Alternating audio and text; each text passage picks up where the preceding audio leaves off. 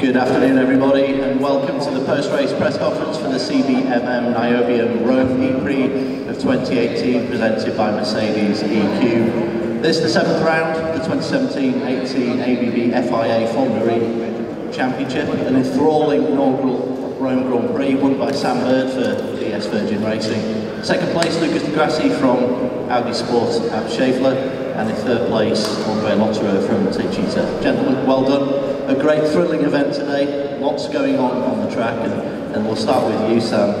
I mean, a textbook 7th win for you in Formula E today. You were hunting, and then you were the hunted, and you've come away with 25 points. You must be ecstatic.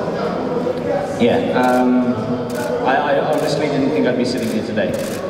When I saw the pace of Felix, and then I saw the pace of Felix in the race, I thought, well, okay, I mean, the best that I can hope for probably is 18 points, but, you know, you take that. Going into the weekend, you take 18. And then at the end of the first stint, I think that he was struggling a little bit more adjusting his brake bias, and I was able to catch him, which was great.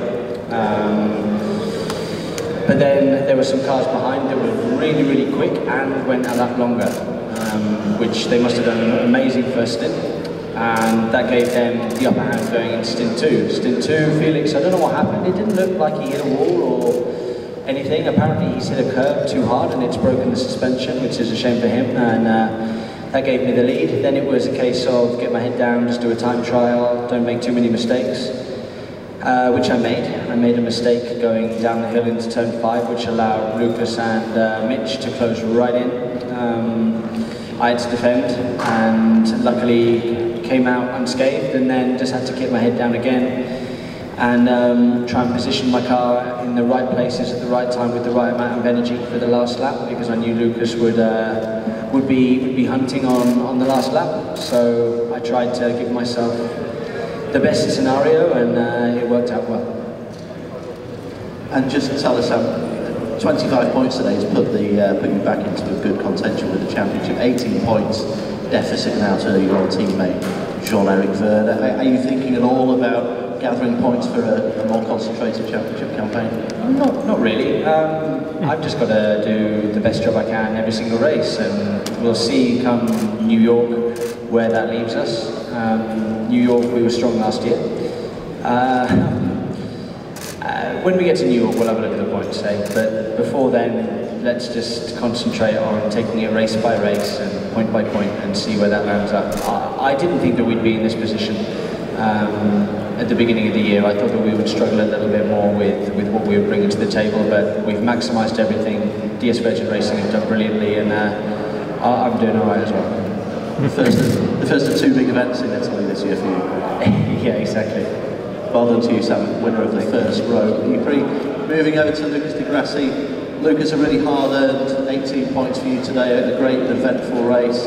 A difficult start though, so you had to come from quite a difficult position early on in the event.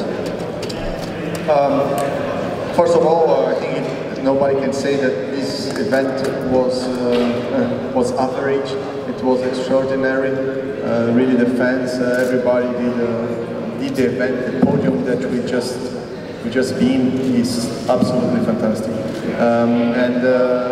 My race started quite bad because I didn't expect Buemi to close on the inside at the start and then stop very early, so I allowed everybody to jump on the outside, and I was basically sitting behind him waiting, so I lost some places, and then I came, I think, from 9th or 8th or somewhere I was around that, trying to overtake one by one, and and then I managed to do it. So I did a very conservative first stint, trying to save energy, attacked at the very end, did a good pit stop, and then used a fan boost to overtake Buemi, which was struggling with energy anyway.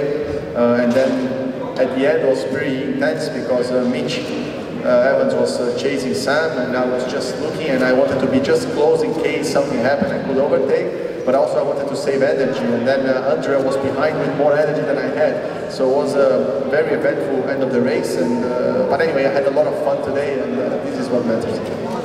The pit stops have been a talking point this year, Lucas, and we understand yours is under investigation today. Can you tell us what that could be? I have absolutely no idea. we have to wait and see. We did exactly the same pit stop as we did every single time this year since we changed belts. So I don't really know. There was no unsafe release, there was nobody close to me at all. So I don't really know what this is. I have actually to check what it is. Otherwise, this pit stop scenario, it's not my favorite, having a free pit stop like this without any time, because of course it's you're always on the edge, trying to do as quick as possible, and can make a difference on the pit stop, and we want to make the difference on the racetrack. So, but anyway, we focus on the performance of the car, which is really good, and improved again that we have a very fast car. Well done to you, Lucas, and the team today on second place. And in third place, Andrè Lotterer for Tenuta. Andrè, not your best result in Formula E, another podium, but third place as opposed to the second you gained in Santiago. But perhaps performance-wise, from a fighting perspective, it was maybe the most satisfying for you so far in Formula E. Yeah, I got 2, I got 3, I'm missing a 1. No, it was a really exciting race. You know, I realize I'm still learning a lot about racing these guys. It's quite interesting how you play your cards, and still a bit fresh in that. So anyway, the first stint was okay. Not much happened, and then lost a lot of time in the pit stop somehow. You know, I'm a bit tall for these things to get in and out. So I think I lost 3 seconds, and probably there was opportunity to pass Mitch in the pits, which would have changed my race completely. But yeah, and then in the second stint, somehow in the middle of the second stint, I was just saving a bit too much energy, trying to understand what was going on, and then Lucas came flying past, and this also kind of changed my race. And then I was coming back. Obviously, I had saved a bit too much, and the performance was good. But I learned a lot again today, and I'm happy to be on the podium, bit by bit, getting there. The battle with Mitch's Jaguar was intense and entertained us all. Talk us through it from the cockpit. Yeah, I knew I was struggling, but you never know how much. And it's tricky to stop these cars. So at the end of the race, in the derating phase, it's a bit easier to overtake in the middle. But at the end, when you dive in and you don't have as much stopping power, it's a bit tricky. So I tried to pass in T9, but he kept it flat there, defended really well for T11, so couldn't pass around the outside. Luckily I had enough energy to make him push, and then on one stage he couldn't, the energy was so different that I think I passed him in 11 and he had to give it up. But yeah, it's really cool racing, it's really interesting and super exciting, and it was amazing to race here in Rome, so much enthusiasm, so thank you Rome. Thank you Rome indeed. And actually, just going back to Sam very quickly, just the event itself, Sam, another spectacular venue for Formula E. Just talk us through what you make of the city and the event here this weekend.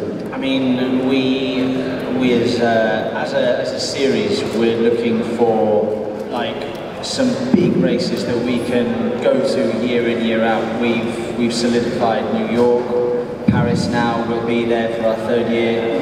Unfortunately, there's no London on the calendar at the moment, but the addition of Rome is very, very significant. I mean, Rome as a city has probably the most history of any city on the planet, and we've added history today by doing the first international motorsport event within the city.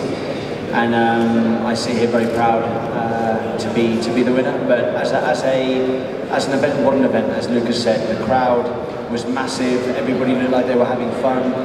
Alejandro and his team, and everybody involved, be it the marshals, be it the track sweepers, be it the people working by the toilets. Everybody's played their part, and I thank every single person for working so hard to put on such an amazing event. Thank you, everybody.